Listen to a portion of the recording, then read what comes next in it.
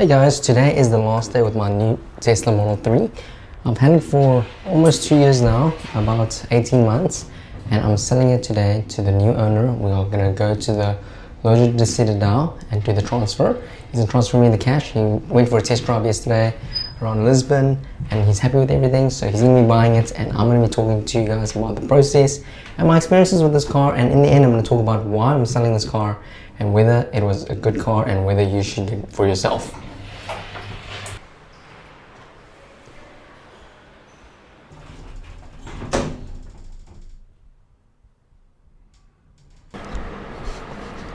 And there he is.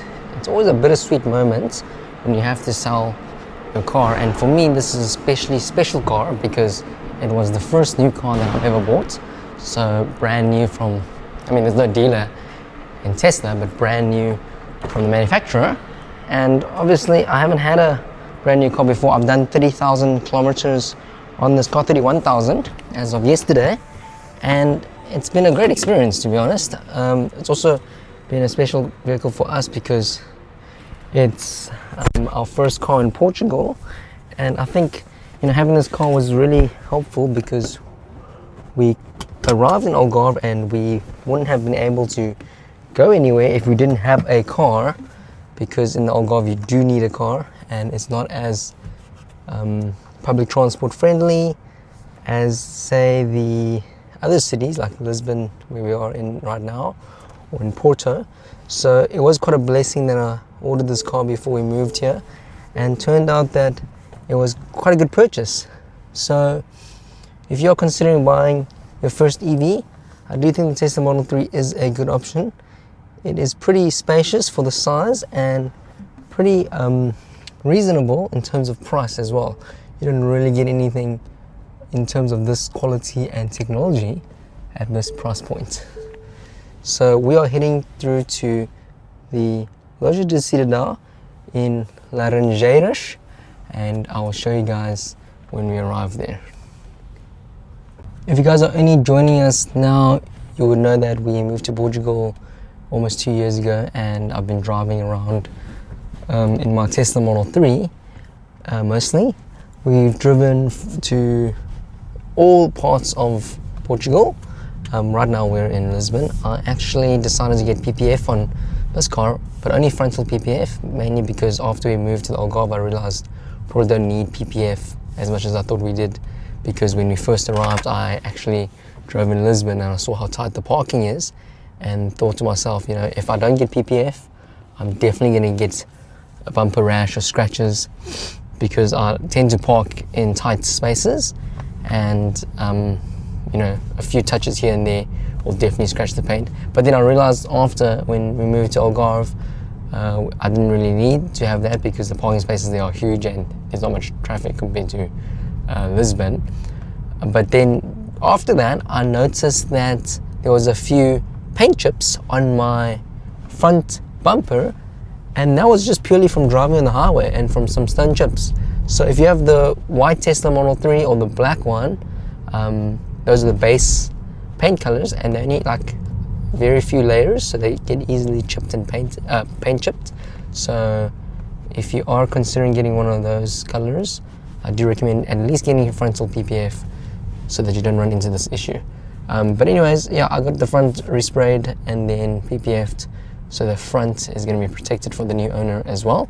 So where else have we driven? So we've driven to Spain from Portugal. That was a pretty cool experience. And what's nice about having a Tesla is that you get to use the supercharging network. Obviously, here in Portugal, third parties can't use the superchargers, but in Spain and a few other regions you can. And having a Tesla at the superchargers is by far the most convenient, because you basically just rock up at the charger and you plug your car in and it comes short of account. If you have any credit, then you don't have to pay, for example. But if you are a third party, you would have to activate it in the app, the Tesla app, etc. So in terms of deciding which EV to get, if you want something that's easy to use and readily available, accessible rather, check the Tesla network in your area, and if it's like quite substantial, especially in the States or in lots of parts of Europe. I would recommend considering a Tesla over a competitor. If you're driving your EV, day to day to work and charging at home, then it's probably not too much of a consideration. But for me, I want to road trip around Europe. On a road trip, I guess I could road trip out of Europe as well if I put my car on a ferry, but I think that's just way too much. I think flying a plane is much easier and then renting a car at the destination. So we are almost at the Loja de Cidadão, and then I'm actually renting a car on the way back because we need to drive back to Porto. We drove here to bring the car for the buyer, and basically we are going to be driving back, and I'll be renting a non-EV. I'll be renting, according to Sixt, I usually rent from Sixt because they have nice cars. I'm going to be renting a Mercedes A-Class equivalent, petrol or diesel, but let's see what we get because usually it's that or similar. Sometimes if you're lucky, they run out of those cars and they upgrade you, or they even upgrade you even further and you just pay a fee. That's what happened to me last time when I rented the Macan. I actually rented an EQS Mercedes, but I've never actually seen any Mercedes EQSs in their fleet, or at least on the road that I know of. And also when I go pick up the cars, I've never seen EQSs in their garage, and they said for a small nominal fee they can upgrade me to a Macan. Or they were going to give me a Polestar, and then I was like, actually just give me the Macan. I want to try the Macan. Because I don't want to deal with charging on the way back to Porto. I've been super tired. The past 2 months, been traveling non-stop. We were in Korea for a bit, and then I was hosting my family who was visiting me from South Africa for the past few weeks. So we just want to get home and rest. But I will continue this conversation in that car as well, because I'll be driving here and doing the transfer, and once the transfer is complete, I'll get the owners to drop me off back at the hotel, and then later I'll go to the airport to pick up the Mercedes A-Class. Okay, so we have arrived, and this is the Loja do Cidadão, citizen shop. Over here it's de. Some of these articles are different for some reason, but basically it is a place where you can do a lot of administrative government matters, including car transfers, which I find quite interesting, because I think in South Africa you have to do that at the traffic department, which is slightly different, and there seem to be paid parking here, so I'm going to park in there. I will show you guys what we have to do. I've got all the necessary documents. The document that I needed was my passport, because I'm not a citizen here yet, with my permanent residence card and the proof of registration of the car. I think that's the vehicle registration, car keys. I think that was it. And then my NIF number, which is my tax number here in Portugal. I think those are it. And if there's any other changes that come up, I will let you know. I'll show you guys a bit inside. I don't know if the buyer wants to be on camera. He knows about my YouTube channel. Funny enough, he actually searched about my car on ChatGPT, and apparently ChatGPT told him about my channel, which I find really interesting, because that means that ChatGPT is also processing video content, because I don't think I have any photo unless it trolls Instagram, for example, of my plate. And basically from my plate information, it was able to figure out that I have the channel, which is really impressive. So if you guys want to try, check my plate number on ChatGPT and let me know the results in the comments below. And if you guys like this content, remember to like and subscribe. We are going to be embarking on a 2-week journey all the way to Imola to watch the Formula 1 here from Porto, and we're going to be filming a multi-part series, so be sure to be tuned for that and subscribe if you want to see that. The new owner is quite excited about this feature. I showed him yesterday that we can do parallel park with auto park as well. If you don't know, in Europe you have to get enhanced autopilot to get this feature. Obviously in the US they only have FSD now, so if you have FSD you get this. And unfortunately in my Model Y launch edition I don't get FSD specifically, but I had to pay for enhanced autopilot to have this feature as well. Anyways, I'll see you guys inside.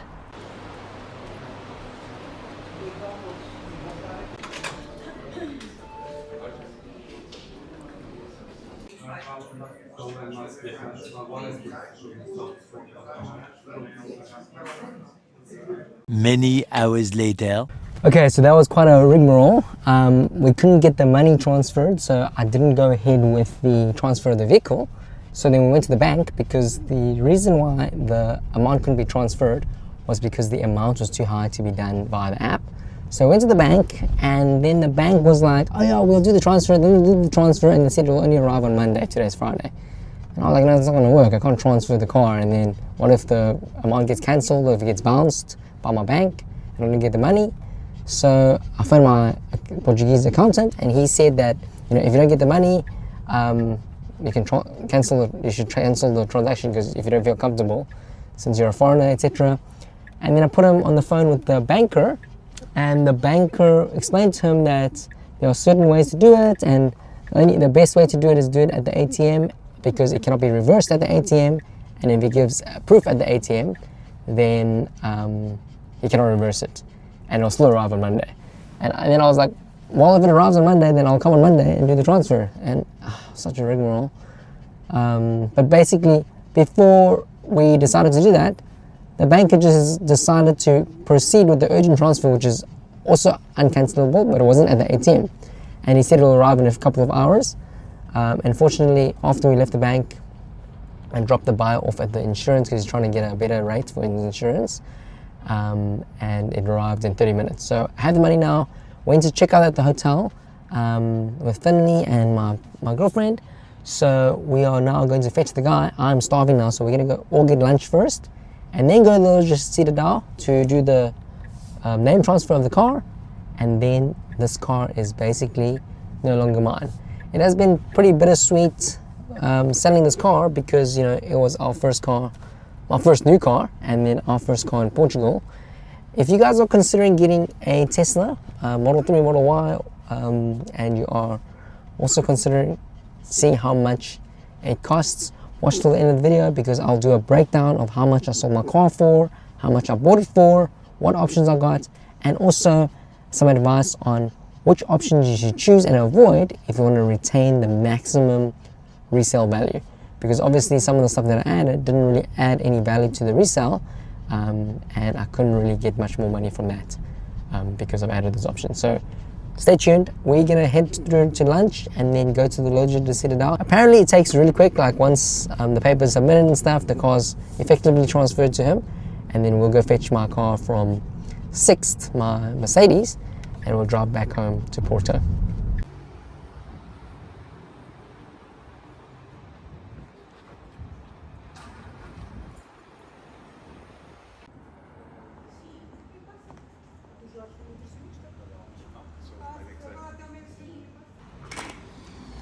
Alguma vez fez aqui alguma com esta sociedade? Não. Okay, so we officially sold the car, and now I am a passenger in my former vehicle. We're gonna go to the airport now and collect my car. But yeah, we are in Lisbon. We ended up going to the notary because the Loja de Cidadão was closed already. So we did it at the notary. The buyer actually was a past customer of theirs. So they actually did a favor for him. Normally you need to get an appointment. But we were lucky to do a walk-in because otherwise I would have had to come back another day. But luckily we got everything sorted. So the car's officially transferred to the new buyer's name. And yeah, I feel very bittersweet about this. But yeah, first new car that I've owned and first car in Portugal. Congratulations.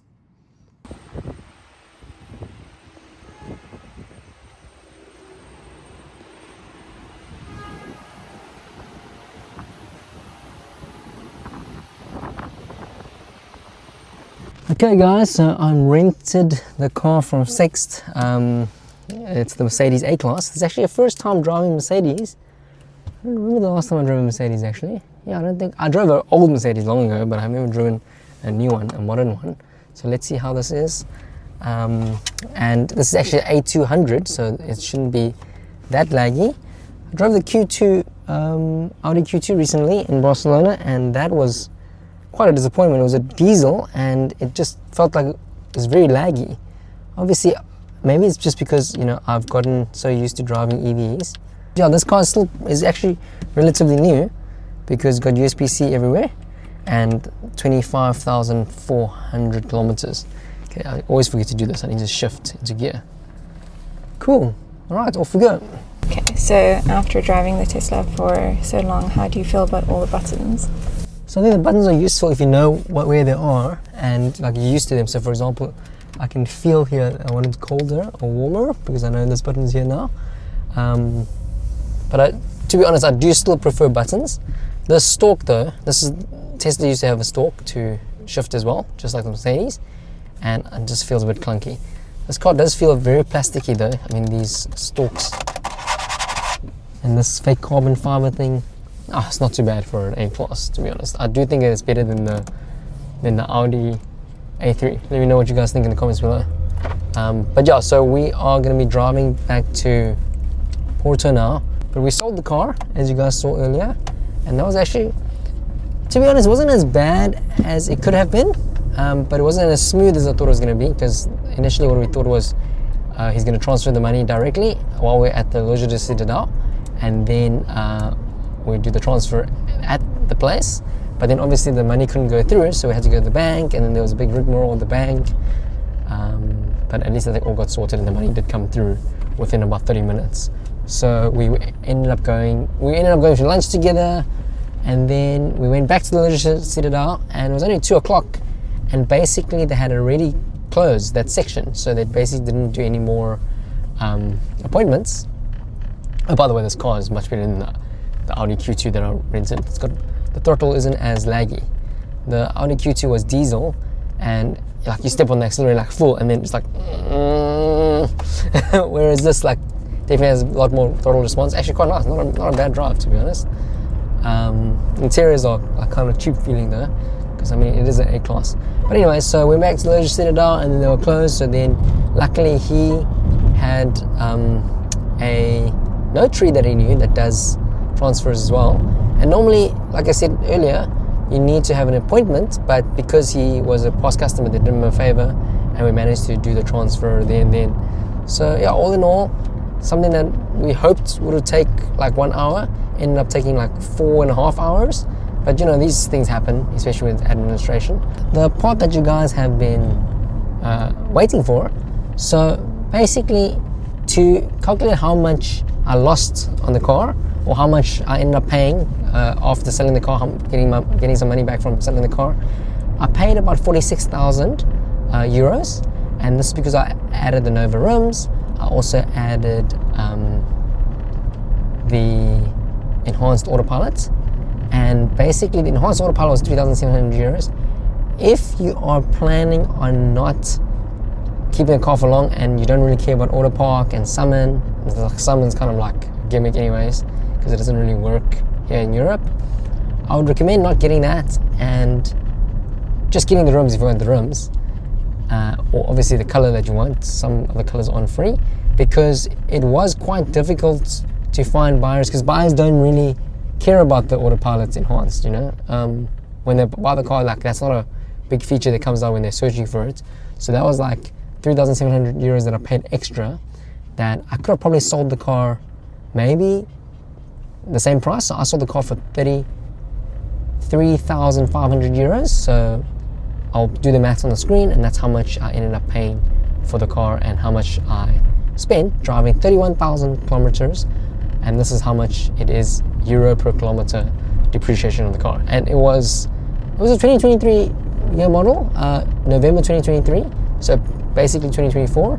So it was, you know, less than a year old. Not less than a year old, just over a year old, but not that old, not 2 years.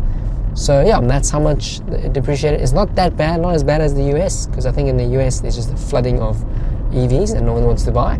But here in Europe, you know, I did look at the Porsches as well. I've been looking at the Macan, and I looked at some tire cans, some old tire cans, and the price doesn't go down as much as they do in the US, because in the US, like a 2-year-old model is like half price, and we don't really see that here in Portugal. So let me know what you guys' thoughts are. We're going to be driving back to Porto, and then later this month we're going to be doing our road trip to Imola in Bologna in Italy. So stay tuned for that, and remember to like and subscribe. Thank you for watching, and thank you for all the support. I will see you guys in the next video.